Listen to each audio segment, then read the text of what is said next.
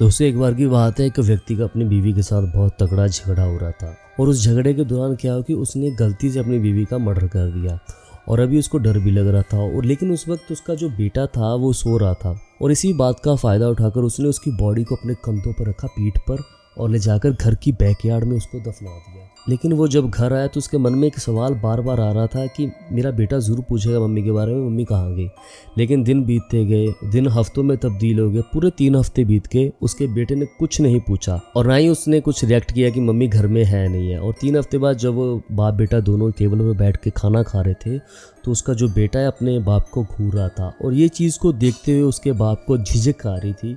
उसको पता था उसने क्राइम कर रखा है कि शायद इसको कुछ पता ना चल गया हो, और उस चीज़ को देखते हुए उसके बाप ने उसको कह ही दिया कि बेटा तुम मेरे से कुछ बात करना चाहते हो। और इतने में उसका बेटा एक अजीब से चेहरे के साथ अपने बाप को कहता है कि मैं 3 हफ्तों से आपको देख रहा हूँ, आप मम्मी को ऐसे पीठ पर लाद कर पूरे घर में क्यों घूमते रहते हो। और ये बात को सुनकर दोस्त उसके बाप के पसीने छूट चुके थे, बुरे हाल हो चुके थे। और ये एक सच्ची स्टोरी है, आप इसको गूगल पर सर्च भी कर सकते हो और अच्छे समझ सकते हो। ऐसी दोस्तों नई जानकारियाँ प्राप्त करने के लिए हमारे चैनल को सब्सक्राइब जरूर कीजिए। नमस्कार।